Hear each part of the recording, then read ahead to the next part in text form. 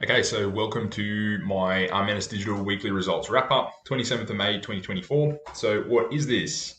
Basically, I want to cover off and show people kind of what sort of performance we're having in our ad accounts, the results we're achieving for our clients, so you can kind of benchmark yours and to just build some trust with my audience. I have tried to select like a broad range of ad accounts, like not all big ones, not all small ones, just a nice mix and over time, I'll work on improving this format. But for any clients watching this, all of your sensitive information is blocked. I'm not revealing anyone's names, anything like that. But for any of you that do want references and stuff, I always have loads. So if you're interested in that, just reach out to me.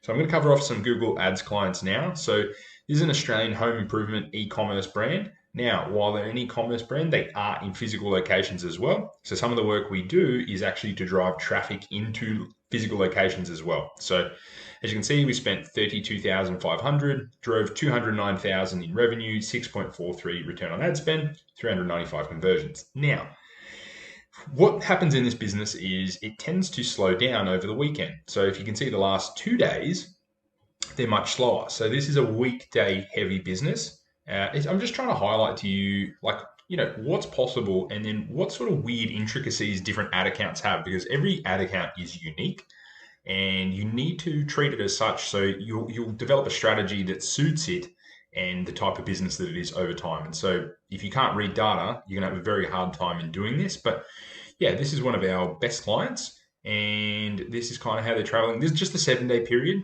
It's a slow week for them, I would say. So we'll be looking at potentially ways to increase the revenue.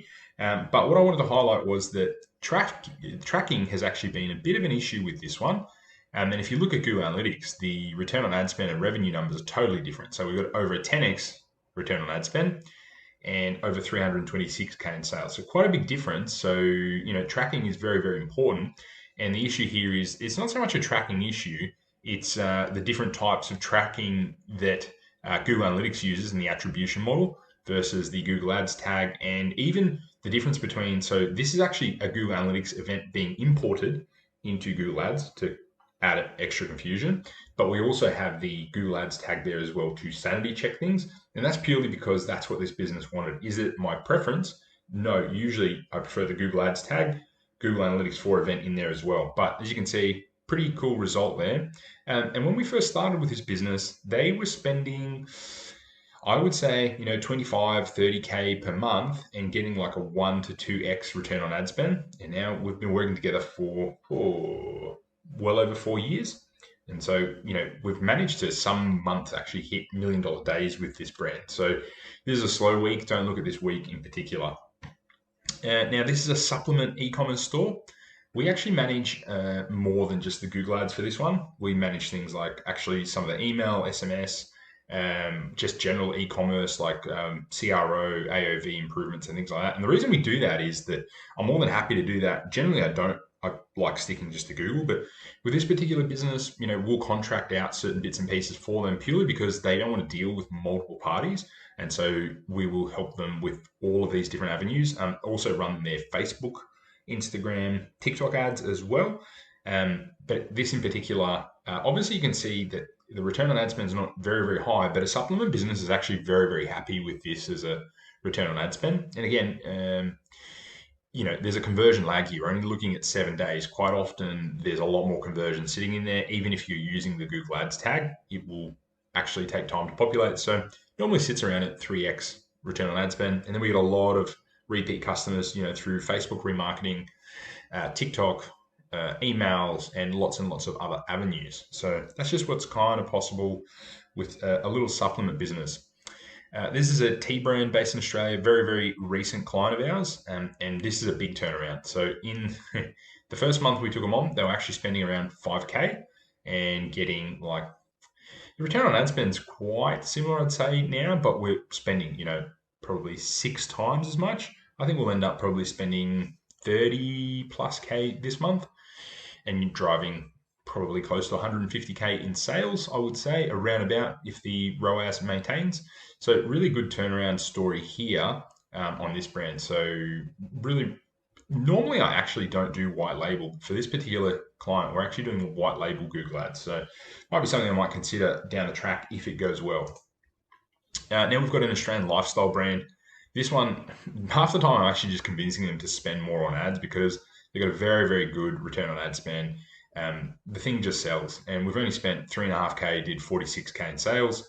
So, like, this is a no-brainer. In this instance, you spend more money. Like, you don't sit there trying to improve ROAS or anything like that. You sit there and you want to spend more money to get more customers. Now, this is a UK lifestyle brand. 3.3 return on ad spend. Spent 12K, did 40K in sales. So this is pounds. So in Australian dollars, it's pretty much double. And again, a weekend business again, this one. So as you can see, during the start of the week, quite healthy sales, tapers off. But again, more sales will flow through here. This is an Australian medical device e-commerce business. Another one that I'm trying to convince to spend more. They only spent $1,200, drove about 5K in sales. Actually, a bit of a slower return on ad spend period for them, and they only like running their ads during weekdays. That's why you can see the virtual drop off over the weekend. So they'll only really run branded search over the weekend and nothing else. New Zealand e-commerce business. This one is running a little bit behind our ROAS target because remember you've got a lot of brand in there as well because it's a top level figure. So spent 4.2K, did almost 30K, but still really good result for them given how small New Zealand is.